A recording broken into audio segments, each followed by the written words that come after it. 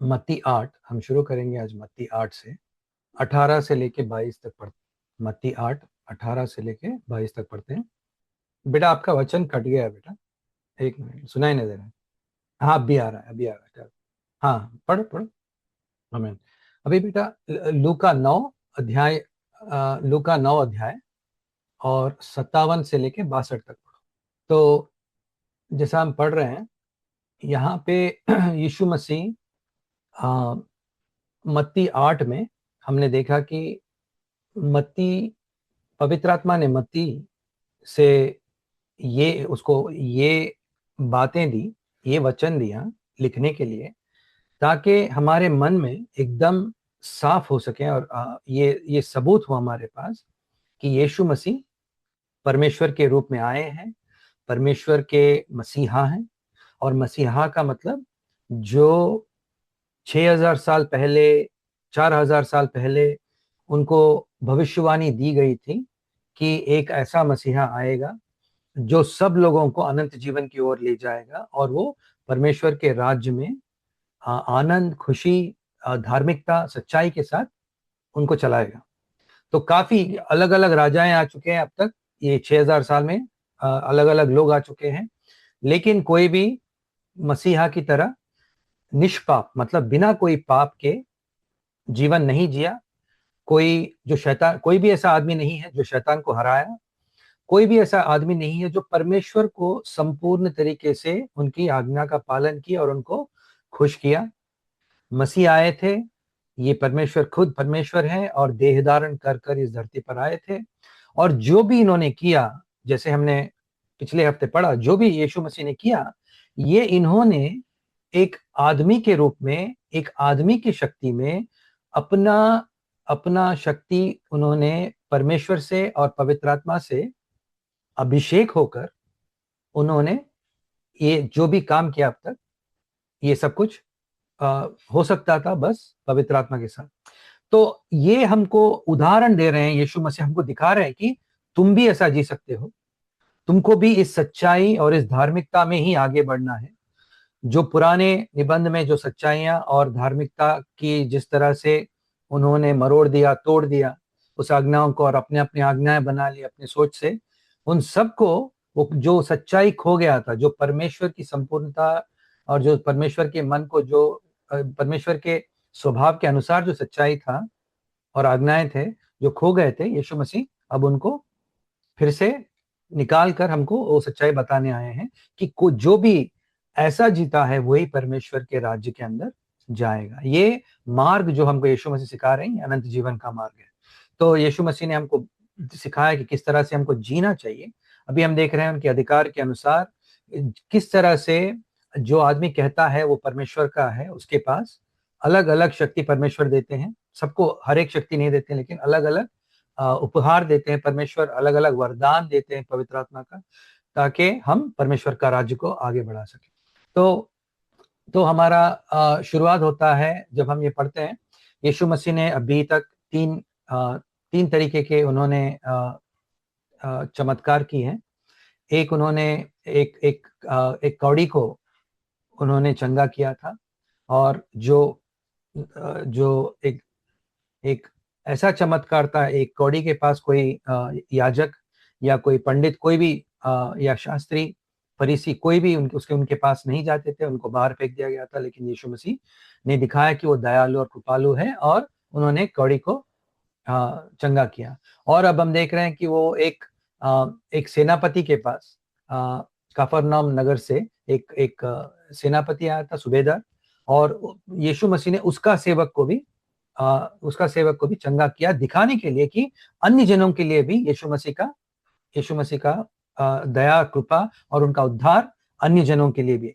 वो सबको हमारे पापों से, हमारे जो हमने पाप किया है उन पापों से, और जो हमारे अंदर जो पापी स्वभाव है उस पापी स्वभाव से भी मुक्ति दिलाना चाहते हैं यीशु मसीह। जो भी उन पर विश्वास लगाता है, ये दोनों चीज पाता है, उसके पापों से धुल जाता है और उसकी जो पाप की शक्ति उसके अंदर है, जो झूठ बोलने की जो स्वभाव है, जो व्यभिचार करने की स्वभाव है, जो गंदे चीज करने की स्वभाव है, जो गंदे बातें करने की स्वभाव है, चोरी करने का स्वभाव है, अपने माता पिता को जो आदर नहीं करता हो, जैसे ऐसे जो स्वभाव है जो अधिकार के विरुद्ध है, वो सबसे बचाने मसीह आए हैं। और जो कहता है उनका शिष्य है, वो ये फल पाएगा कि जो भी विश्वास मसीह पे लगाता है वो मसीह से पवित्र आत्मा का शक्ति पाता है, और शक्ति के द्वारा ये फल पाता है, वो उस शक्ति से अपना पापी स्वभाव को हरा सकता है। तो अभी हम देख रहे हैं कि मसीह आए हैं, और मसीह बीच में मत्ती हमको सिखा रहा है कि मत्ती 18 में लिखा है, मसीह अभी काफी अपने आसपास भीड़ आ गई थी को देख के यीशु ने शिष्यों से झील के दूसरे ओर जाने की आज्ञा दी। तो इसका मतलब मसीह इस भीड़ को छोड़कर अपने शिष्यों के साथ कहीं जाना चाहते हैं। और ये सब लोगों ने ये चमत्कार देखा, ये सब लोगों ने ये बातें सुनी, और लोग चकित हो गए कि अरे ये इतना अधिकार के साथ कौन है जो इस तरह से परमेश्वर के राज्य के बारे में बोल सकता है। बस ये परमेश्वर का आदमी ही होना चाहिए, नहीं तो कैसा हो सकता है ये काम।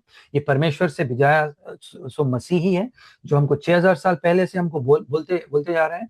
और ये हम जैसे यहूदियों के बारे में जब हम सोचते हैं, उनके घरों में, उनके समाज में, उनके माता पिता, उनके जो भी भाई बहन, जो भी उनके रिश्तेदार हैं, सब जानते थे कि एक मसीह आने वाला है। और इनका इस समय इनका क्या हाल है? इनका हाल है, ये लोग जो परमेश्वर के पुत्र थे और अब्राहम के वाचा को इनके जिंदगी में दिया गया था कि ये लोग राज्य करेंगे, इनका एक राज्य होगा और परमेश्वर इनके राजा होंगे, लेकिन वो नहीं दिख रहा है। वो देख रहे हैं कि ये लोग रोमियों के दास बन चुके हैं, ये अपने आप से कुछ नहीं कर सकते, ये अपना नियम नहीं लगा सकते। अगर इनको कहीं जाके आदर और परमेश्वर का आराधना करना है, वो उस समय भी इन लोगों को परमिशन लेना पड़ता है इन रोमियों से। काफी दिक्कत में थे, इनका खुद का राज्य नहीं था, तो इनके पास स्वतंत्रता नहीं थी, और जो परमेश्वर ने जो प्रमाण किया था वो अभी पूरा नहीं हुआ। तो उस समय आम लोगों को भी मुश्किल हो रहा था, ये यहूदी नेताओं को भी मुश्किल हो रहा था, सबको मुश्किल हो रहा था। और सब सोचने लगे कि क्या परमेश्वर असल मेरे पास है या नहीं है, मेरे साथ है या नहीं है, क्या परमेश्वर ने हमको छोड़कर चले गए। तो ऐसे समय पर जब यीशु मसीह आया और कहे कि मैं परमेश्वर का पुत्र हूं और सच्चा रास्ता दिखाने आया हूं, ताकि तुम इस जीवन में ना जियो स्वतंत्रता के साथ, यीशु मसीह कह रहे हैं कि तुम ये जो इस धरती पर, इस भूमि पर जो जीवन तुम जी रहे हो, एक राज्य में जी रहे हो, रोमियों का राज्य में, लेकिन तुम लोग दास हो उनके। लेकिन मैं ऐसा राज्य लेके आया हूं, परमेश्वर का राज्य लेके आया हूं, जिनमें तुमको स्वतंत्रता दूंगा, लेकिन इसके अंदर आने के लिए तुम्हारे कठोर मन से, तुम्हारे पापी स्वभाव से तुमको पश्चाताप कर कर मेरी ओर, परमेश्वर की ओर पलटना पड़ेगा। तो उनके मन में जो निराश थे, उनके मन में आशा अभी उठा है कि ये परमेश्वर से आए, हमको कुछ रास्ता दिखाएंगे। जो लोग हार गए थे, उनको यीशु मसीह आकर कह रहे हैं कि मैं तुम्हें विजय दूंगा। जो लोग रोगी थे, मर रहे थे, गरीबी में थे, यीशु मसीह कह रहे हैं तुम्हें जो चाहिए मैं दे सकता हूं, क्योंकि मैं परमेश्वर से आया हूं। और मसीह दिखाना शुरू कर दिए कि वो कौड़ी को और वो सेवक को, हर एक को, जब यीशु मसीह उनके ऊपर हाथ लगाकर उनको चंगा कर रहे थे, सबको समझ में आ गया ये कोई और ही है, ये बात करने वाले में से नहीं है, ये है परमेश्वर के राज्य में से आए हैं और परमेश्वर के पुत्र हैं। तो लोगों को समझ में आना शुरू हो गया। ऐसे समय पर यीशु मसीह ने सिखाकर वो कहीं और जाना चाहते थे, तो एक आदमी आकर कहा, और हम 29 पढ़ रहे हैं, मत्ती 8। उसने कहा, उसी समय एक शास्त्री ने आकर यीशु से विनती की, गुरुवर, आप जहां कहीं जाएंगे मैं आपके साथ रहूंगा। ठीक है, तो ये तो हमको बहुत गौर से हमको वचन को देखना है कि ये क्या कह रहा है। जैसे इसके शिष्यों को यीशु मसीह ने एक दिन पूछा कि मैं कौन हूं, तुम क्या सोचते हो, मैं कौन हूं? क्या मैं एक भविष्यद्वक्ता हूं? क्या मैं एक आम आदमी हूं? क्या मैं बस एक गुरु हूं? तो कौन कौन हूं? बस क्या मैं सिखाने वाला हूं? तो तुमको परमेश्वर ने क्या ज्ञान दिया है, जिससे जब तुम यीशु मसीह को देखते हो, क्योंकि जिस तरीके से तुमको ज्ञान आता है यीशु मसीह के बारे में, उसी तरीके से तुम्हारा विश्वास और तुम्हारा आशा बढ़ता है। जो लोग सोचते हैं यीशु मसीह बस चंगा करने आए हैं, वो लोगों को इस धरती पर ही उनका, अगर उनको चंगाई मिलता है इस धरती के लिए ही मिलता है। लेकिन जो लोग समझते हैं कि यीशु मसीह आए हैं, उनको अनंत जीवन देने के लिए और अनंत नरक से उनको बचाने आए हैं, उनको अनंत जीवन मिलेगा। तो यहां पर वो कहता है, गुरुवर आप जहां कहीं जाएंगे मैं आपके साथ रहूंगा। तो वो नहीं, अभी अभी भी वो नहीं कह सकता कि तुम परमेश्वर के पुत्र हो। तो अंधकार है या विश्वास है उसके मन में। और हम देखते हैं कि ये आदमी उसको उनको इज्जत करता है, कहता है गुरुवर। काफी लोग, काफी आदमी, हम यीशु मसीह को सोचते हैं कि एक अच्छा आदमी है, एक गुरुवर।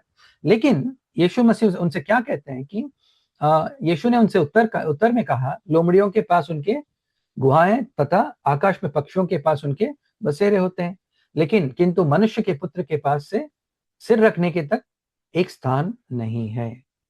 तो ये शास्त्री और ये फरीसियों का, ये लोग समाज में थोड़े ऊंचे लोग थे।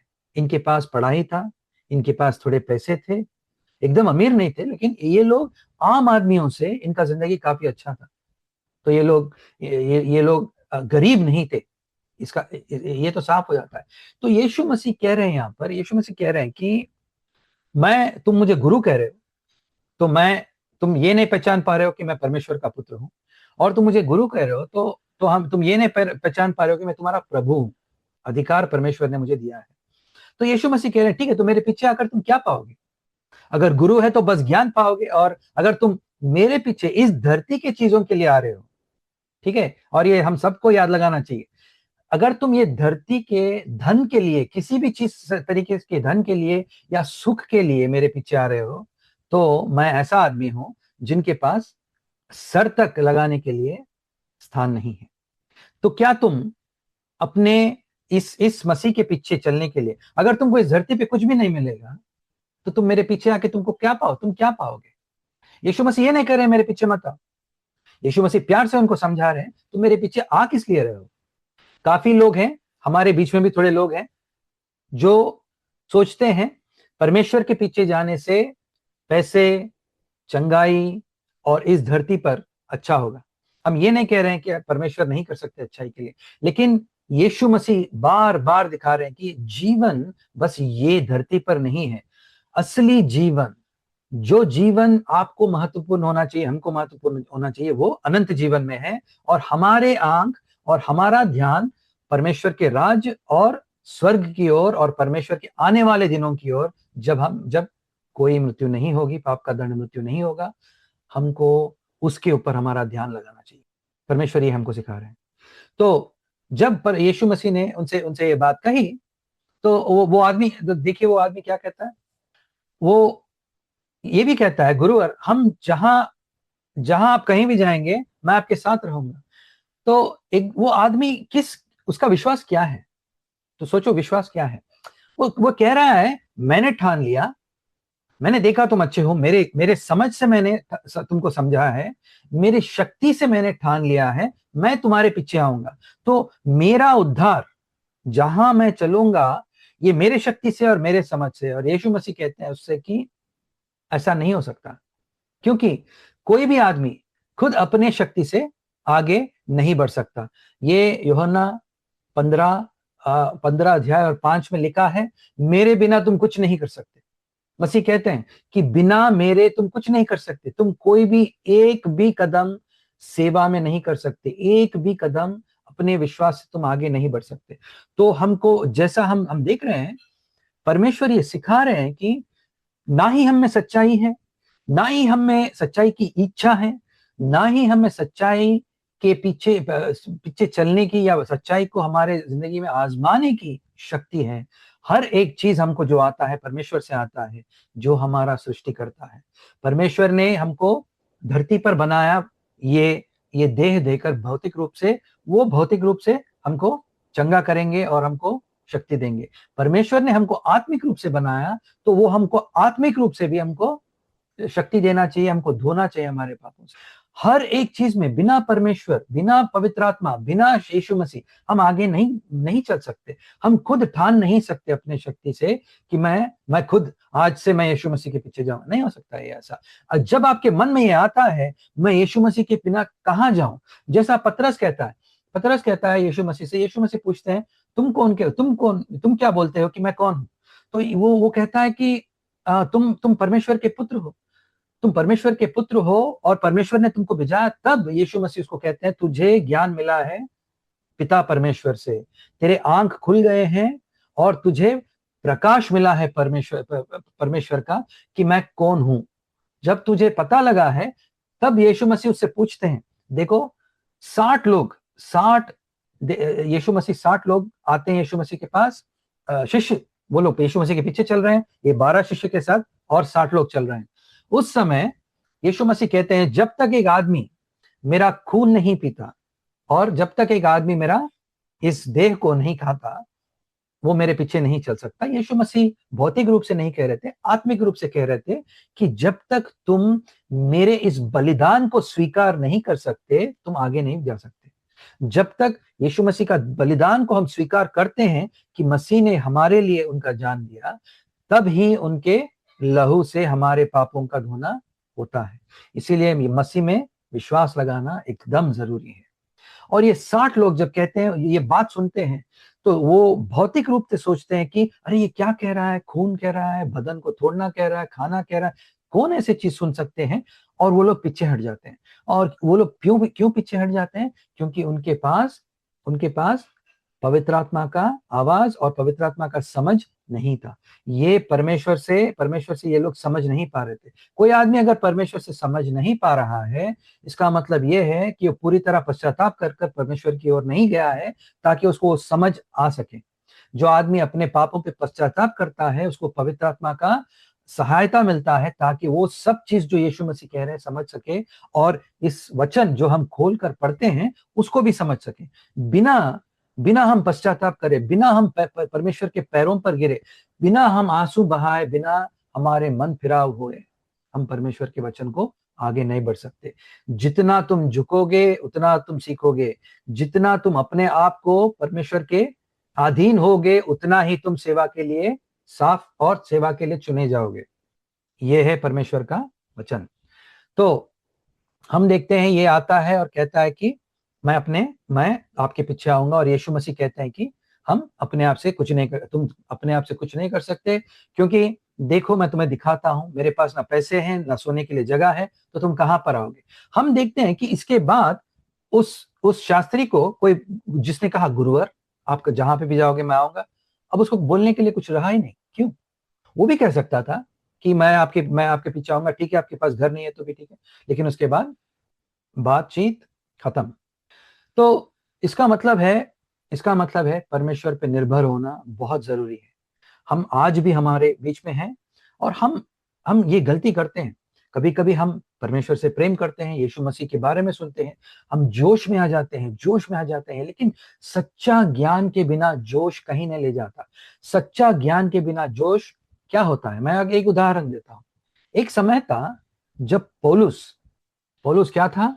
उसका नाम था सौल। और वो शाऊल क्या करता था? वो ईसाई लोगों को मारता था।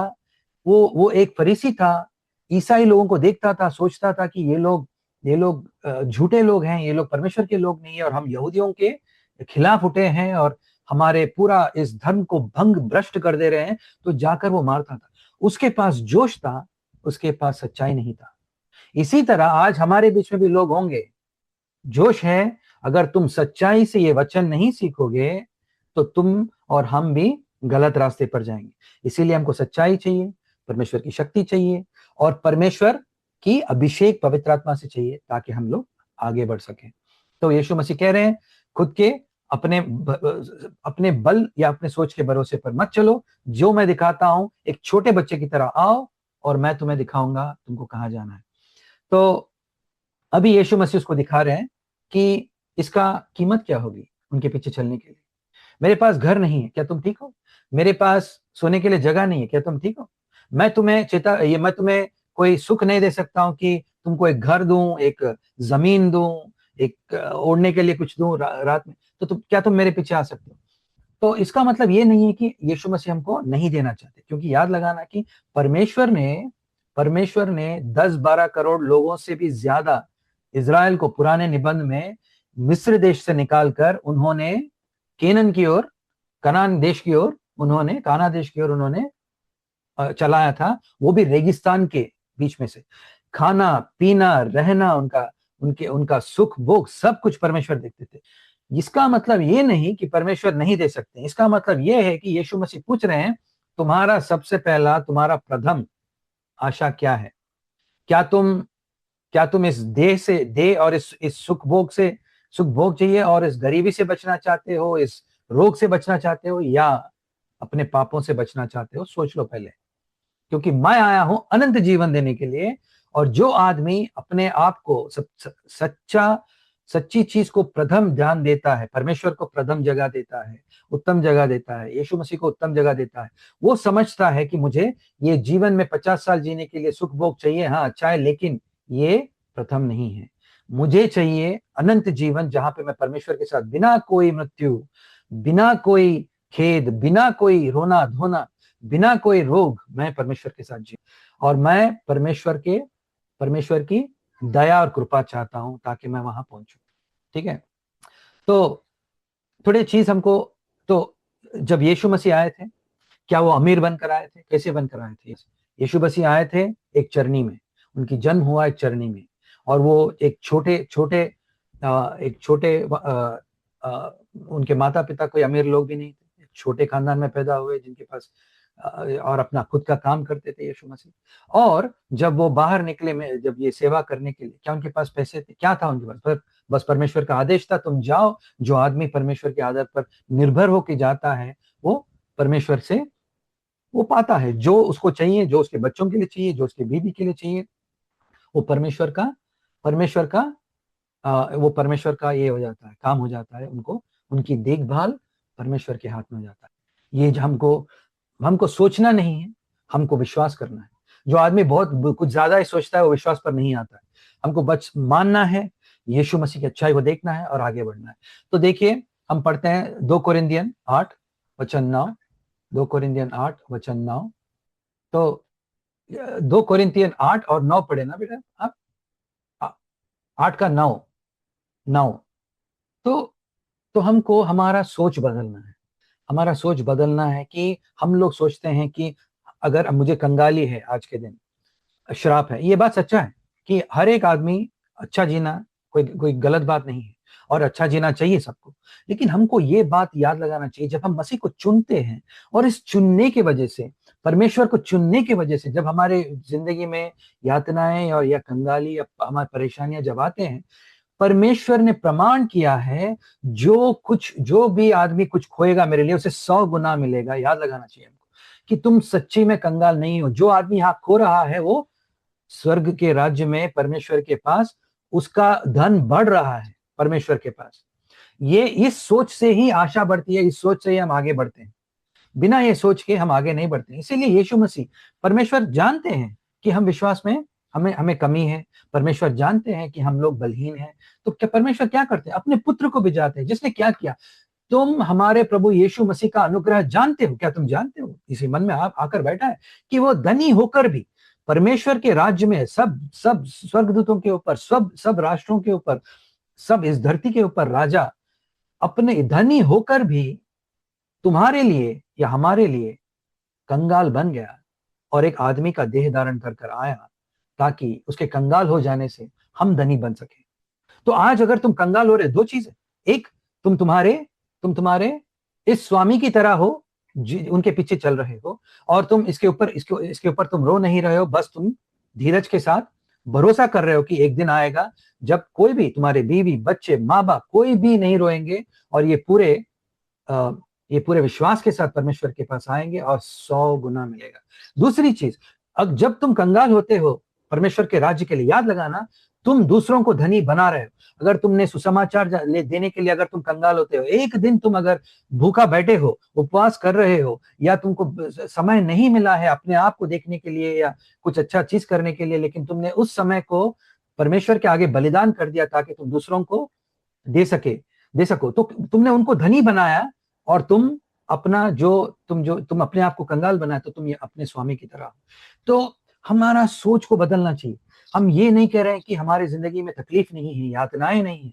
हम कह रहे हैं कि तुम्हारी जिंदगी में आशा है, तुम्हारी जिंदगी में परमेश्वर का विश्वास है और भरोसा है तुम्हारे लिए। तो हमारा सोच एकदम अलग रहना चाहिए, क्योंकि सोचो आज के दिन भी यीशु मसीह हमारे बीच में आ सकता है और कह सकते हैं, मेरे पास ना घर है, ना मेरे पास साइकिल है, ना मेरे पास बाइक है, बस मैं चलते चलते जाऊंगा, सुसमाचार दूंगा, आना है तो आओ। हमको ये बात पूछना चाहिए, अगर मैं उस शास्त्री के जगह पे होता तो मैं क्या सोचता था? क्या मुझे भी, मेरा विश्वास भी लड़गड़ा था, मेरे विश्वास भी हिल हिल जाता था? तो ये ये सच्चाई है और हमको अपने आप को परखना चाहिए। तो यीशु मसीह ये भी कहते हैं कि ये कंगाली की बात जब हम बोलते हैं, यीशु मसीह कह रहे हैं कि मेरा राज्य इस धरती का राज्य नहीं है। यीशु मसीह ने कहा, यूहन्ना 18 में 36 में लिखा है, यीशु मसीह ने कहा, मेरा राज्य इस धरती का नहीं है, मेरा राज्य स्वर्ग राज्य का है। मैं परमेश्वर से आया हूं, मेरा राज्य स्वर्ग का है। इसका मतलब मैं इस राष्ट्र के विरुद्ध नहीं लड़ रहा हूं, इस जमीन के लिए नहीं लड़ रहा हूं, उस घर के लिए नहीं लड़ रहा हूं, उस कमाई के लिए नहीं लड़ रहा हूं। मेरा राज्य स्वर्ग का है और परमेश्वर सारा सृष्टि का मालिक है, स्वर्ग में भी और धरती पर भी। हमारा राज्य काफी बड़ा है और परमेश्वर ने कहा, मेरे छोटे झुंड, मेरे लोग, कोई भी डरना नहीं, ये राज्य मैं तुम्हारे लिए देने आया हूं। परमेश्वर ने ये बात दिया है। तो पूछ लो अपने आप से कि क्या मैं परमेश्वर के पीछे किस लिए चल रहा हूं? क्या मैं खुद के शक्ति पे चल रहा हूं या उनकी शक्ति पर निर्भर हूं और पवित्र आत्मा पे निर्भर हूं? क्या मैं परमेश्वर से रोज रोज पूछ रहा हूं, मुझे शक्ति दो ताकि मैं आगे बढ़ सकूं? और हम जो भी सेवा परमेश्वर के लिए करते हैं, जो भी अच्छाई हमसे आता है, ये हमारा फल है। ये हमारा फल है, हमारा विश्वास का फल है। ये हमारा शक्ति, खुद का शक्ति नहीं है। हमको परमेश्वर ने ये फल दिया है। तो अभी हम दूसरा देखते हैं, मत्ती 8 में हम वापस जाते हैं कि क्या हो रहा है यहाँ पे। तो और एक आया, और एक आदमी आया, और एक चीज बोलना था आपको। मत्ती 8:20 में लिखा है, यीशु ने लोमड़ियों के पास, उनके गुफाओं में तथा आकाश के पक्षियों में के पास उनके बसेरे होते हैं, किंतु मनुष्य के पुत्र के पास तो सिर रखने तक का स्थान नहीं। तो आप सुने होंगे, दो अलग तरीके से यीशु मसीह को पुकारा जाता है। मसीह एक बात है, लेकिन परमेश्वर का पुत्र और मनुष्य का पुत्र बार बार ये दोहराया जाता है। 4 बार लिखा है और 4-5 बार लिखा है यीशु मसीह के बारे में। उनको कहते हैं कि आप मनुष्य के पुत्र हो। क्यों ये बात बार बार दोहराया जाता है? ये बात इसलिए दोहराया जाता है क्योंकि दानियल के समय में परमेश्वर ने, हम देखते हैं दानियल 7 देखेंगे, चलिए वहां पे पलटिए आप लोग, दानियल 7। और यहाँ पे मैं आपको एक जल्दी से आपको समझाता हूं क्या हो रहा है। यहाँ पे सबसे पहले दानियल, बाबिलोन के एक राजा ने इन यहूदियों को और इजराइल को हरा दिया और इन लोगों को कब्जा किया। दानियल काफी लोगों को उन्होंने उठा लिया और उनके राज्य में ले गए। उन सबको उनके दास, या क्या कहते हैं, जैसे ये हबशी लोग जैसे रहते हैं, जो सेवक उनको सेवक बनाकर वहां पे दानियल खड़ा हो गया। दूसरी चीज, दानियल अभी 70 साल का समय हो गया है, 70 साल वो दास बनकर रहे हैं और देख रहे हैं, परमेश्वर तूने कहा एक आदमी को भिजाएगा, तूने कहा एक राजा को भिजाएगा, तूने कहा एक मसीहा को भिजाएगा, कब आएगा? क्या तूने हमको छोड़ दिया है? क्या हो रहा है? तो दानियल 70 साल से बिना विश्वास टूटे परमेश्वर की ओर देखते हुए, प्रार्थना करते हुए रुक रहा है। लेकिन एक आदमी का विश्वास कितना तक टिक सकता है, ये हमको पता है। और हम देखते हैं कि इस समय इजराइल का जो मंदिर था, जो मंदिर जहां पे लोग पूजा करते थे, परमेश्वर की पूजा करते थे, जहां बलिदान होता था, पूरे लोग इकट्ठा होते थे, ये याजक और ये पंडित पूरे वहां इकट्ठा होते थे। उनके मन में जब तक वो मंदिर था, उनके मन में ये विश्वास था कि परमेश्वर हमारे साथ है। जब तक ये मंदिर है, विश्वास हमारे साथ है। वो बाबिलोन से आया, पूरा मंदिर को तोड़ दिया। अभी परमेश्वर कहाँ है? मंदिर टूट गया, इसका मतलब क्या परमेश्वर का अधिकार भी टूट गया? जो परमेश्वर ने कहा मैं तुझे देखूंगा, उन्होंने ऐसा होने क्यों दिया? और ये मंदिर तोड़ दिया, इसका मतलब परमेश्वर कह रहे हैं तुम्हारे बीच में जो भी चिन्ह है कि मैं तुम्हारे बीच में हूं, वो भी जाएगा। ये सब कुछ हुआ है पाप की वजह से, ये सब कुछ हुआ है क्योंकि आदमी भटक गया परमेश्वर के रास्ते से। और अभी नए निबंध में सच्चा मंदिर आया है हमारे बीच में, वो है यीशु मसीह। और यीशु मसीह कहते हैं तुम ना इस जगह पे ना उस जगह पे तुम प्रार्थना करोगे, बल्कि सच्चाई में और आत्मिक तौर से प्रार्थना करोगे, और तुम प्रार्थना सच्चे परमेश्वर से करोगे। जहां पे तुम रुकोगे और परमेश्वर की ओर ध्यान दोगे और परमेश्वर की आराधना करोगे, वही तुम्हारा मंदिर है। इसीलिए हम चर्च में जाते हैं, लेकिन चर्च हमारा जगह नहीं है जहां मंदिर, जहां पे हम आराधना। इसका मतलब ये नहीं कि परमेश्वर वहीं है। जहां तुम या दो लोग अगर किसी के घर पे मिलोगे, रोड पे मिलोगे, बस स्टॉप पे मिलोगे, कहीं पे मिलोगे और दो लोग प्रार्थना करोगे, परमेश्वर तुम्हारे साथ है। डरने की कोई बात नहीं। अगर तुमको तुम्हारा विश्वास हिल रहा है, मैं चर्च नहीं जा सक रहा हूं, मुझ पे इतने यातनाएं आए हैं, हम मिल नहीं सक रहे हैं, तुम यातनाएं, तो आप और आपके पत्नी, आप और आपके बच्चों के साथ भी आप बैठकर प्रार्थना कर रहे हो, परमेश्वर तुम्हारे साथ है। याद लगाना, विश्वास और दिल मत खोलना, परमेश्वर के ऊपर निर्भर होना, परमेश्वर हमारे साथ है। और ये दानियल 7 में क्या हो रहा है, परमेश्वर एक भयानक उसको सपना दिखाते हैं, जिससे दानियल डर जाता है, एकदम डर जाता है। 4 जानवरों को देखता है। बेटा दानियल 7 17 से 19 तक पढ़ो बेटा। तो दानियल को परमेश्वर समझा रहे हैं। परमेश्वर 100 बातों से, 1000 बातों से समझा सकते हैं, या परमेश्वर उसको एक सपना दिखाते हैं जिसमें वो देखता है 4 भयानक जंतु, भयंकर जंतु जंतु आते हैं, और वो आकर एक दूसरे को वो जंतु खा लेते हैं। तो परमेश्वर ये दिखा रहे हैं और उसको समझा रहे हैं कि ये जंतु मतलब क्या है, जो दूसरे राज्यों को खा लेते हैं, जो दूसरे ये जंतु है, ये पूरे राज्य हैं, बड़े बड़े राज्य हैं, जो आएंगे, छोटे छोटे राज्यों को खा लेंगे, तोड़ देंगे।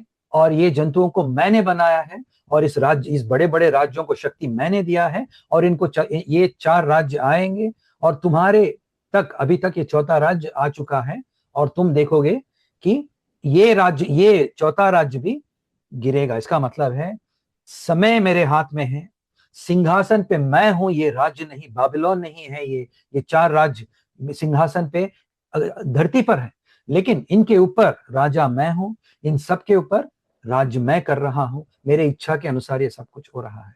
तो ऐसे समय पर अभी 22 पढ़ो बेटा, दानियल 7:22, अब या 22 पढ़ो।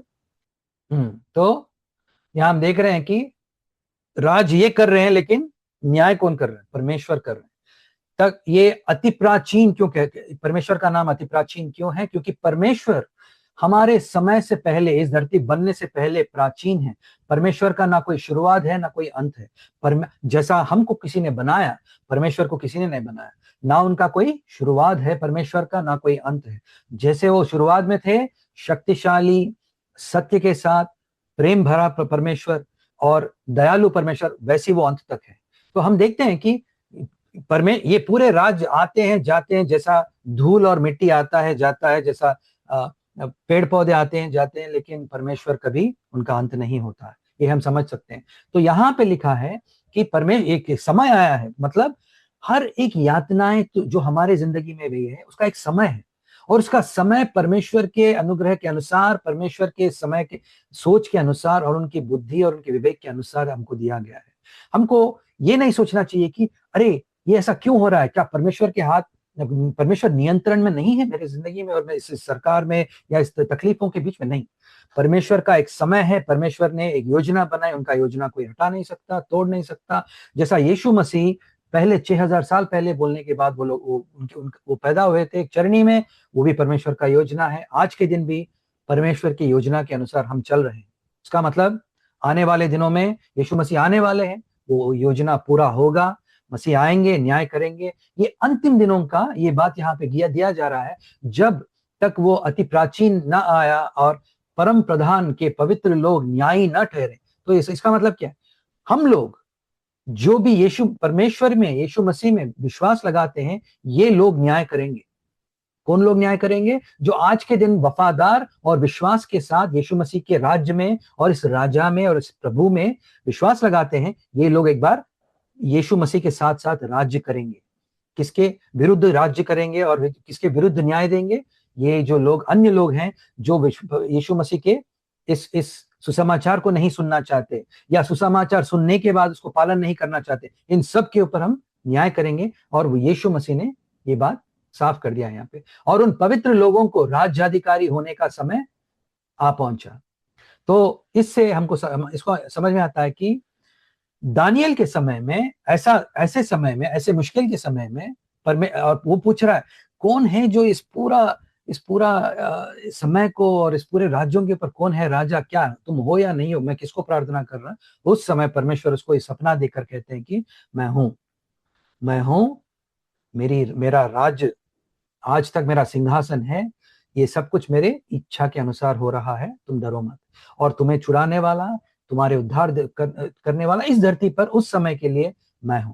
आज के लिए हमारा उद्धार करता यीशु मसीह है। और यहाँ पे हम अभी पढ़ेंगे यीशु मसीह के बारे में क्या लिखा है। हाँ, हम पढ़ेंगे अभी दानियल 7:13 और 14। ये है यीशु मसीह के बारे में भविष्यवाणी। और जब यीशु मसीह जब उस आदमी से कहते हैं, जब वो आदमी कहता है गुरुवर मैं तुम्हारे पीछे आऊंगा, तो याद लगाना यीशु मसीह क्या कह रहे हैं। यीशु मसीह पहले कह रहे हैं तुमने मुझे गुरुवर बुलाया, क्या तुमने पहचाना कि ये दानियल में जो लिखा है मनुष्य के पुत्र के बारे में, ठीक है, क्या लिखा है दानियल में लिखा था, मैंने रात में स्वप्न में देखा और देखा मनुष्य के संतान सा कोई आकाश से बादलों समेत आ रहा था, मनुष्य के संतान समेत, और वह उस अति प्राचीन के पास पहुंचा और वे उसके समीप लाए। और क्या हुआ? उसे अधिकार, महिमा और सर्वोच्च शक्ति दी गई है।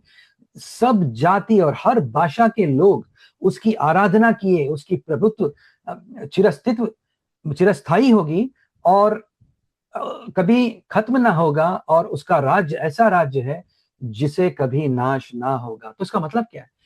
यीशु मसीह उस आदमी को, उस शास्त्री को दिखा रहे हैं कि तुमने मुझे क्या बुलाया? तुमने गुरुवर बुलाया।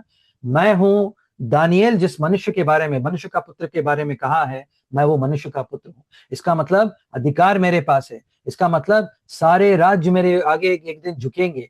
इसका मतलब न्याय करने के लिए मेरे पास अधिकार परमेश्वर ने मुझे दिया है। अगर तुम ये पहचान नहीं पाओ कि मैं कौन हूं, तुम मेरे पीछे आके क्या करोगे? देखिए किस तरह से यीशु मसीह ना उसको दुत्कारते हैं, लेकिन उसको समझाते हैं कि तेरा प्रकाश, तेरा ज्योति, तेरा जो ज्ञान है मेरे बारे में एकदम छोटा है और कम है। मैं मनुष्य का पुत्र हूं। और ये मनुष्य के पुत्र के बारे में ये लोग जानते थे। दानियल के बारे में ये लोग जानते थे, प्रार्थना करते थे, देखते थे, आ रहा है, कब आएगा।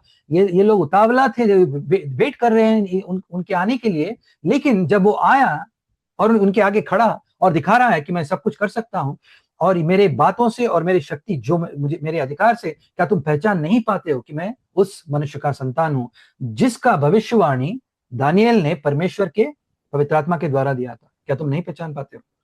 इससे यीशु मसीह कह रहे हैं ये है कीमत मेरे पीछे आने की। पहले जो आदमी मुझे पहचानता है, अपना जान मेरे हाथ में दे देता है।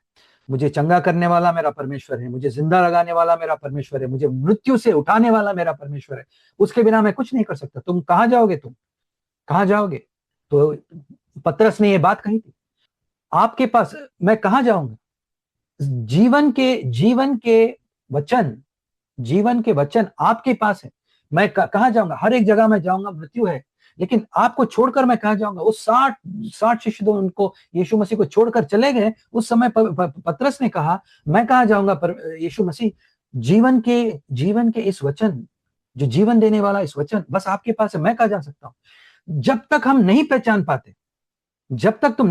पाते, तुम पूरी तरह परमेश्वर के शिष्य नहीं बन सकते। तुम्हारा सोच खाने के बारे में, तुम्हारा सोच पीने के बारे में, देखो ये सब कुछ हम सबको जरूरत है। हम ये नहीं कह रहे हैं कि हमको जरूरत नहीं है, लेकिन ये ऐसा समय आ गया, ऐसा हमको आत्मिक तौर से समझना चाहिए, हमको सच्चाई में मृत्यु क्या दे रहा है। ना खाना दे रहा है, ना रोग दे रहा है, ना पीना दे रहा है। हमारा मृत्यु हो रहा है पाप की वजह से। हमारा हमारा आशा और हमको उद्धार करने वाला परमेश्वर ही है, और हम उनकी शक्ति में कुछ भी कर सकते हैं, कोई भी ऐसी कमी नहीं। छोड़ो अपना चिंताएं, छोड़ो और आगे चलो। ये है हमको समझना चाहिए। तो दो शिष्य हैं यहाँ पर जो यीशु मसीह के पास आते हैं। एक कहता है आप कहीं भी जाते हो, मैं गुरुवार आपके पास आता हूं, तो पहले क्या तुम्हारा समझ ठीक है यीशु मसीह कौन है? क्या तुम समझ सकते हो उसका कीमत क्या है मेरे पीछे आने का? तो यीशु मसीह कह रहे हैं जब तक तुम ये नहीं समझ सकते मेरे पीछे नहीं आ सकते। हो गया एक काम। अब हम देखते हैं दूसरे के बारे में। तो अभी हम जाते हैं दूसरा कहता है, और हमने लूका 19 में भी पढ़ा, लूका 9 में भी पढ़ा था वही बात। और ये 61 और 62 दोनों पढ़े थे, क्योंकि इसमें थोड़ा कुछ वचन और भी थोड़ा ज्यादा लिखा हुआ है। तो ये आदमी कहता है कि ओके, मैं भी अभी ठीक है परमेश्वर यीशु मसीह, मैं भी आपका शिष्य बनना चाहता हूँ, चेला बनना चाहता हूँ। एक अन्य शिष्य ने उनसे विनती की, प्रभु मुझे पहले अपने पिता को गाड़ दूंगा। तो इसका मतलब क्या है? तो थोड़े अलग अलग सोचे यहाँ पे। तो भैया अगर आपके पिता की मृत्यु हो गई तो आप यहाँ क्या कर रहे हो?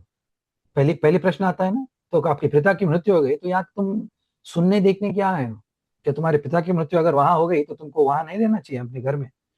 तो इसका मतलब ऐसा हो सकता है, ये कह रहा है मेरे पिताजी वृद्ध और बूढ़े हैं, और ये 2-3 साल में गुजरने वाले हैं। मैं जाकर मेरे पिता की देखभाल कर लूं, और उनकी जब मृत्यु हो जाती है उनकी जैसा भी उनको गाड़ दूं, और उसके बाद मैं आपके पीछे आके चल सकता हूं। मुझे थोड़ा समय दो। और यीशु मसीह कह रहे हैं कि जो आदमी मेरे पास आता है और तब का तब वो ज्योति पाता है परमेश्वर से, उसके मन जब वो परमेश्वर के पास आता है, परमेश्वर की दया पाता है, उसका जब समझ में आ जाता है कि जीवन का दान देने वाला यीशु मसीह है, और तब का तब जब तुम्हारा निर्णय नहीं करोगे तो तुम मेरे पीछे नहीं आ सकते। जो आदमी 2-3 साल रुकेगा वो दुनिया की चीजों में और दुनिया धरती के हमारे अलग अलग चिंताओं में फंस जाएगा, और वो आगे नहीं चल पाएगा।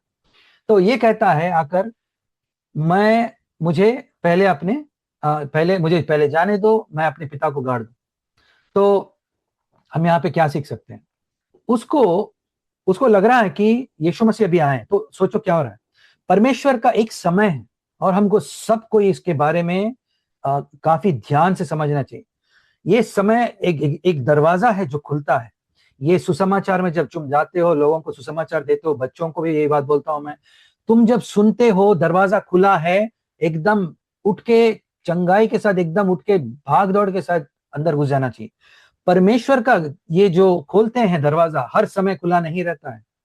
आज का दिन पवित्र आत्मा के अनुग्रह के अनुसार हम जी रहे हैं। तो एक दिन ये पवित्र आत्मा ना रहेगा, ना ही अनुग्रह रहेगा। एक दिन जब यीशु मसीह आएंगे सब बंद, ना दया मिलेगी ना करुणा मिलेगी। तो जो दिन परमेश्वर हमारे लिए द्वार खोलते हैं और कहते हैं आओ, उसी दिन बिना लड़गड़ाए, बिना सोचे ज्यादा समझे घुस जाना चाहिए। परमेश्वर जब तुमको दिखाते हैं कि आज के दिन तुम ये पाप कर रहे हो, और हमारे मन में पवित्र आत्मा हमको दिखाता है वचन के द्वारा, या हमको सुनने में, या हमारे ध्यान में पवित्र आत्मा दिखा, तब का तब हमको पश्चाताप करना चाहिए। रुकना नहीं चाहिए। हमको ये एक सिद्धांत है, हमको जो सीखना चाहिए, जब दिखाते हैं तब कर दो, जब दिखाते हैं तब कर दो। अगर करने में मुश्किल हो रहा है, लेकिन उसको परमेश्वर के पास प्रार्थना में ले जाओ। लेकिन ये मत करो कि परमेश्वर कुछ कह रहे हैं और अपना मन तुमने कठिन कर दिया। सच्चाई से अपना मन कठिन मत करो, बल्कि अगर तुमको शक है, तुमको समझ में नहीं आया, जाओ परमेश्वर के पास पूछो, लेकिन बदलो। परमेश्वर जो कह रहे हैं कर दो। तुमको सब चीज समझ, हर एक चीज 100% समझने की कोई जरूरत नहीं है भैया। समझ रहे हैं भाई बहनों? परमेश्वर का वचन में जो लिखा है सब चीज 100% समझने की जरूरत नहीं है। कुछ दिख रहा है, ठीक है, परमेश्वर ने कहा, ठीक है, इसके लिए बलिदान चाहिए, लेकिन परमेश्वर कह रहे हैं कर दो। तुमको ज्ञान बाद में जरूर आएगा। जब परमेश्वर की आज्ञा आती है उसके बारे में 10 बार मत सोचो, बस इतना ही करो, क्या मैंने ठीक तरह से समझा? ठीक है, अभी मैं उसके आगे चलता हूं। तो अपने अपने जो परमेश्वर जब तुम्हें बुला रहे हैं, तुम्हें उनकी ओर खींच रहे हैं, जाइए और आपका काम कीजिए। तो ये आदमी, उसके खानदान में उसके घर वालों को यीशु मसीह से उत्तम जगह दिया था। तो उसने उसने उनके घर वालों को आगे लगाया और कहा मुझे ये काम करना है। तो दो दो प्रश्न आएंगे यहाँ पर। क्या घर वालों को देखना बुरा बुरा है? नहीं, घर वालों को देखना चाहिए। हमने इसके पहले भी पढ़ा था, जो आदमी अपने घर वालों का ध्यान नहीं लगाता है और छोड़ देता है उनको, उनके उनके खाने पीने की, उनके माँ बाप की या उनके बच्चों की नहीं लगाता है, वो अविश्वासी से भी निकम्मा है ये परमेश्वर की आंखों में। जो आदमी अपना मन कठिन बना लेता है। लेकिन यीशु मसीह क्या कह रहे हैं यहाँ पर? जब तुम मेरे पास आते हो और मैं कहता हूं तुम मेरे साथ चलो, हमने मत्ती मत्ती 5 में पढ़ा था, तुम देखो पक्षियों को, देखो जानवरों को, देखो क्या परमेश्वर उनको खाने पीने के लिए परमेश्वर नहीं जानते क्या देना चाहिए? तुम क्या पहन, इसके बारे में चिंता मत करो, तुम क्या पहनोगे, क्या खाओगे, क्या करोगे। तुम परमेश्वर पे निर्भर हो कि वो करेंगे जो तुमको चाहिए। परमेश्वर कह रहे हैं कि तुम परमेश्वर करेंगे, तुम बस निकल जाओ और काम करो। इसका मतलब है उस समय जब परमेश्वर का बुलावा आता है और परमेश्वर तुमसे कहते हैं कि आगे बढ़ो, उस समय तुमको सबसे उत्तम हर समय हमारे जिंदगी में यीशु मसीह रहेंगे। ये बात ये आदमी समझ ना पाए। उस समय वो चल सकता था, जो भी उसको चाहिए वो यीशु मसीह पूछ सकता था, मेरे पिताजी का क्या करूं मैं, आप क्या कहते हो कि मैं कैसा करूं?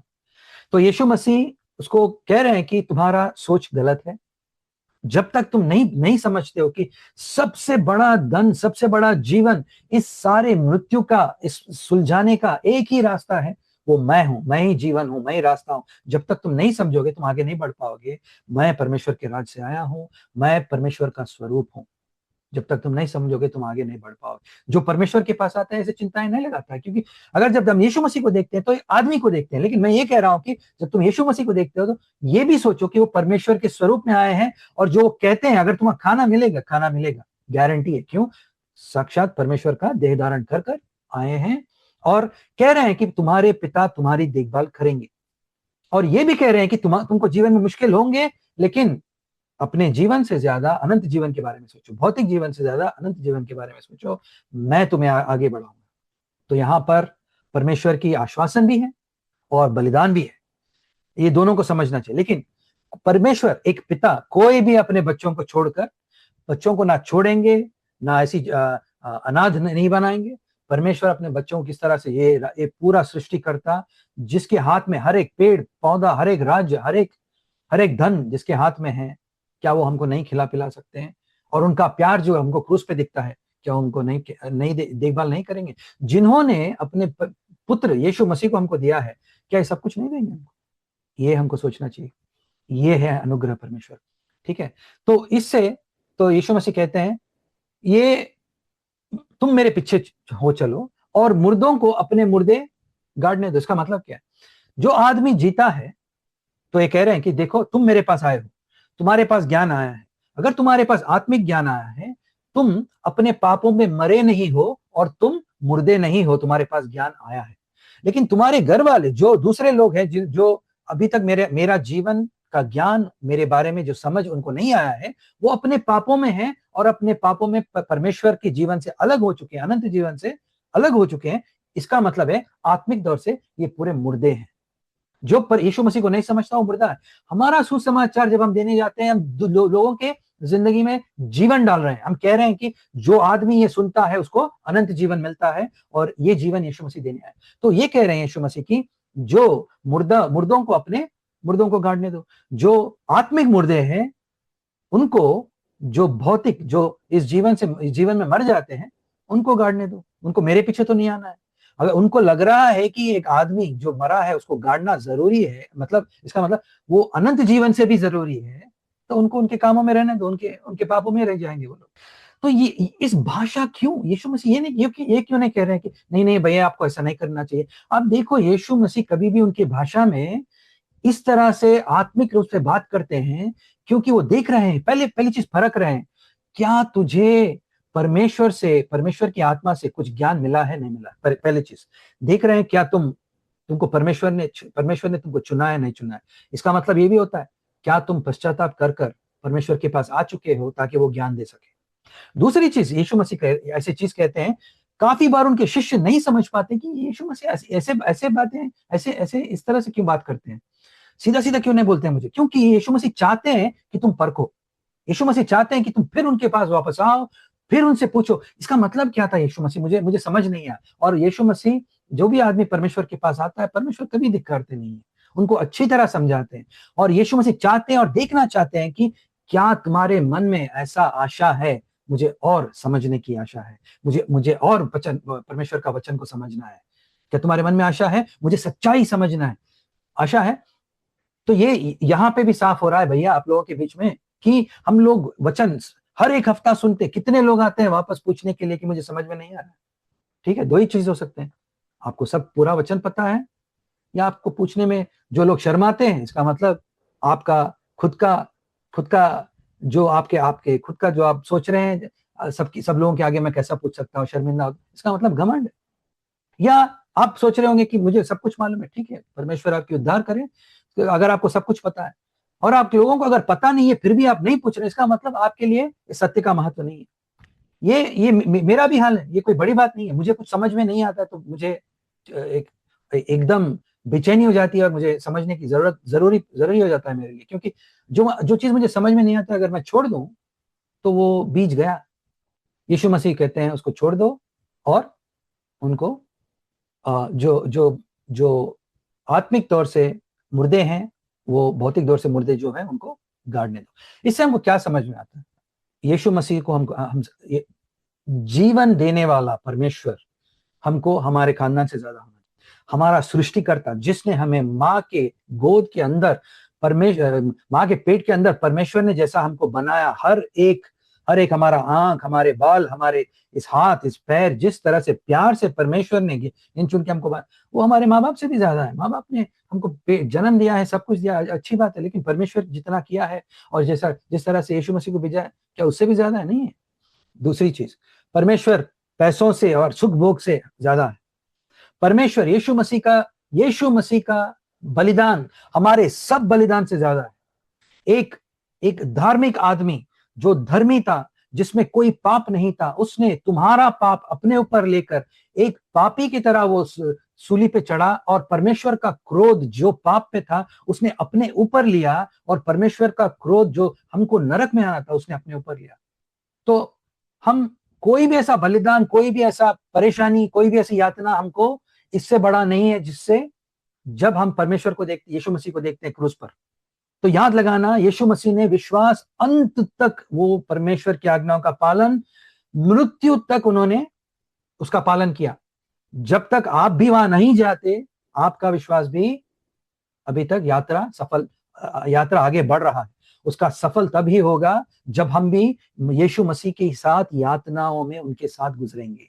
और इससे हम लोग कोई भी, हमारा उद्धार हम कमा नहीं रहे हैं इससे, बस इससे ये दिखा रहे हैं यीशु मसीह, ये यातनाओं में मैं आ रहा हूं क्योंकि मैं उद्धार पा चुका हूं, मुझे तुमने बचाया है। मैं कृतज्ञता भर के मेरे मन में धन्यवाद के साथ मैं तुम्हारे पास आऊंगा और मेरा जीवन का पूरा दान दूंगा, बलिदान दूंगा, क्योंकि तुम ही मेरे सब कुछ हो। जिसके मन में कृतज्ञता है, वो ये साबित करता है वो बच गया है पापों से और वो समझ गया है परमेश्वर का प्यार। और यीशु मसीह ये भी कहते हैं, अपना सुख भोग से, अपने पैसों से यीशु मसीह को ज्यादा परमेश्वर पिता, परमेश्वर के पुत्र दोनों को ज्यादा प्यार करो। और यीशु मसीह को खुद के जिंदगी से, अगर तुम मरने जा रहे हो, सुसमाचार दे रहे हो, कोई मारने आ रहा है, भैया खड़ो, बहन जी खड़ो वहां पर, तुम्हारा जीवन कोई भी तुमसे नहीं ले सकता। वो आदमी मार सकता है इस जिंदगी में, तुम्हारा जीवन दाता आज तक जिंदा है, तुम्हारा जीवन उसके हाथ में सुरक्षित, कोई नहीं मार सकता। तो हम अपने आप से यीशु मसीह के पीछे नहीं चल सकते हैं, लेकिन यीशु मसीह ये भी चेतावनी दे रहे हैं कि अपने मन के अंदर पाप के साथ भी तुम नहीं चल सकते। मैं तुम्हें ज्ञान दूंगा, मैं तुम्हें शक्ति दूंगा, मेरे पास आओ, लेकिन साफ करो अपना मन को। इस ज्ञान के साथ क्या करोगे? अंधेरा, पाप, जहां अंधेरा है तुम्हारे मन के अंदर, पैसों के लिए, डर, चिंताओं के लिए, उसको निकाल दो। और जो मेरे पीछे आता है, ऐसा आदमी है जो पूरी तरह मेरे ऊपर भरोसा करता है और वो कहता है कि जो भी मुझे होता है अभी यीशु मसीह के नाम से होने दो। मैं जीऊंगा तो मैं यीशु मसीह के लिए, मरूंगा तो यीशु मसीह के लिए। 2 कुरिन्थियन 5:15 में लिखा है, अब से जैसा भी मैं जीता हूं। बेटा 2 कुरिन्थियन 5:15 पढ़ो एक बार। 2 कुरिन्थियन 5:15। आमेन। तो तुम कौन हो? तुम स्वर्ग राज्य के परमेश्वर के पुत्र हो। तुम कौन हो? तुम परमेश्वर के राज्य में राज्य यीशु मसीह के साथ राज्य करने वाले हो। तुम कौन हो? तुम परमेश्वर के संतान हो। तुम्हारा घर कहाँ है? तुम्हारा घर स्वर्ग में। तुम्हारा धन कहाँ है? तुम्हारा धन स्वर्ग में है। तुमको यहाँ पे किस तरह से जीना है? जो जीवित है, जो आज के दिन जीवित है यीशु मसीह के साथ, मात्र अपने लिए नहीं परंतु उनके लिए जिए जिन्होंने प्राणों को त्याग कर दिया तथा मरे हुए में से सभी को लिए जीवित किया गया है। ये तुम ये हो। तुम्हारा जीवन आज तुम्हारा नहीं है। क्या तुमने तुमने मसीह के हाथ में तुम्हारा जीवन दे दिया? ये बात सोचना है हमको। क्या मैंने दे दिया? क्या मैंने पूरा कर दिया जो काम मुझे करना है? तो तो हमको हम फिर से मैं कहता हूं, ये मत सोचना कि जब तुम त्यागते हो इसके वजह से तुम तुम्हारा उद्धार पाते हो। नहीं, तुमको पहले उद्धार पाना है, मतलब यीशु मसीह को पूरी तरह समझना है कि तुम्हारा उद्धार परमेश्वर के अनुग्रह से ही होता है। लेकिन तुमको ये सोचना है कि क्या मैं आज परमेश्वर की आज्ञाओं का पालन कर रहा हूं? जैसा लिखा है, क्या मैं अपने लिए जी रहा हूं, परमेश्वर के लिए जी रहा हूं? तुम्हारे जिंदगी में आगे क्या बढ़ रहा है? अपना सुख भोग, अपना खाना पीना, अपना ही चीज बढ़ रहा है, या ये हम सबको परखना है। और भैया, मैं आज के दिन आपको प्रचार कर रहा हूं, मैं रोज रोता हूं इसके ऊपर कि परमेश्वर मैं कैसा और तुम्हारे लिए कुछ कर सकूं। और मैं इसलिए रोता हूं क्योंकि मैं देख रहा हूं कि मेरे जिंदगी में पैसे, सुख भोग, ये सब चीज प्रथम स्थान ले रहे हैं। और मैं इसके ऊपर पश्चाताप कर रहा हूं कि मुझे ऐसा नहीं होना चाहिए, और परमेश्वर से पूछ रहा हूं मुझे इसे छुड़ाओ। मैं सच्चाई के साथ आपके आगे भी कह रहा हूं कि मुझको भी ऐसे ऐसे परेशानियां हैं। ये मत सोचना कि मैं यीशु मसीह की तरह हूं जो आगे बढ़ा, लेकिन ये पूछ रहा हूं कि हमको ये युद्ध करना ही है। ये इच्छाओं से, अपने खुद की इच्छाओं से युद्ध करना ही है और मसीह को अपनाना है। तो याद लगाना, परमेश्वर पहले हमको उद्धार देते हैं, कृतज्ञता के साथ हम ये फल, ये आज्ञा हम परमेश्वर का जब उनका आज्ञाओं का पालन करते हैं, ये हमारे फल, ये उद्धार के फल हैं। जब ये फल दिखने लगते हैं, तुमको पता लगता है मैं परमेश्वर के पीछे चल रहा हूं, उनकी आज्ञाओं का पालन कर रहा हूं, क्योंकि परमेश्वर ने मुझे बचा लिया। ये मत सोचना कि मैं परमेश्वर के पीछे चल रहा हूं, मुझे ये करना है, नहीं तो मैं उद्धार नहीं पाऊंगा। ये मत सोचना, ठीक है? अपना सोच को सीधा लगाना, क्योंकि काम परमेश्वर का है, तुमको आगे चलाना परमेश्वर का है। लेकिन परमेश्वर चाहते हैं तुम्हारा साथ हो। परमेश्वर चाहते हैं कि तुम्हारा साथ हो। अगर नहीं तो, अगर परमेश्वर तुमको इच्छा नहीं दी है, एक मशीन भी कर सकता है काम। आज के दिन तुम्हारा गाड़ी एक्सेलरेटर दो, आगे जाएगा। पेडल चलाओ साइकिल में, आगे जाएगा। वो तो नहीं बोलेगा कि मैं नहीं करूंगा, क्योंकि उसके पास इच्छा नहीं है। इसी तरह लेकिन परमेश्वर ने हमको उनके स्वरूप में बनाया और हमको इच्छा दी कि ताकि हम चुन सके, मैं जीवन चुन सकता हूं या मृत्यु चुन सकता हूं। आप क्या चुन रहे हो? आपको परमेश्वर का ज्ञान आपके पास आया है। तो यीशु मसीह ये भी कहते हैं कि जो तुम्हारे लिए असंभव है उनके साथ संभव है। जो तुम्हारे पास शक्ति नहीं है, परमेश्वर कहते हैं तुम्हारे मन में परमेश्वर के पीछे जाने की आशा परमेश्वर से आता है, तुम्हारा विश्वास परमेश्वर से आता है, और तुम्हें आगे चलने की शक्ति परमेश्वर से आता है। लेकिन परमेश्वर तुम्हारे आगे लगा सकते हैं, इसको चुनकर तुमको आगे चलना तुम्हारा काम है। जैसे एक आदमी के आगे, एक आदमी मर रहा है, उसके आगे दवाई लाकर लगा सकते हैं, उसको लेना, पानी लेना, उसको मुंह में डालना और पीना तुम्हारा काम है। इसी तरह परमेश्वर ने हमको हर एक चीज दिया है ताकि हम इस पापी जीवन से, हमारे पाप के जो भी हमारे परिणाम है पाप के, सब से हम बच सके। परमेश्वर ने इस जीवन में पवित्रता के साथ जीने के लिए सब कुछ हमारे आगे लगा है। अब चुनना और परमेश्वर को दिखाना कि तुम्हारा उद्धार पाए हो, और तुम्हारी जिंदगी में परमेश्वर के वचन के अनुसार फल लेकर आना। जब तुम दिखाओगे तब तुम्हें मालूम होगा कि तुम उद्धार पाए हो या नहीं पाए हो। और जो भी ऐसा चलता है अनंत जीवन में, परमेश्वर के पास से, परमेश्वर का राज्य में वो राज्य करेगा और जिएगा उनके संतान बनकर। ठीक है? ये दो शिष्य के बारे में याद लगाना काफी गहरा है इसके अंदर। जब यीशु मसीह कहते हैं कि तुम मेरे पीछे नहीं आ सकते हो, ये, और जब वो दोनों आकर सुन रहे हैं और चाहते हैं कि उनके पीछे आए, लेकिन परमेश्वर कह रहे हैं कि गलत ख्यालों के साथ, गलत ज्ञान के साथ और गलत विश्वास के साथ तुम मेरे पीछे नहीं आ सकते। इसका मतलब खुद को परखना चाहिए, मेरा विश्वास कैसा है, मेरा ज्ञान कैसा है, मेरा समझ कैसा है। हम यहाँ पर रोकते हैं। कोई प्रश्न है तो आप लोग पूछ सकते हो।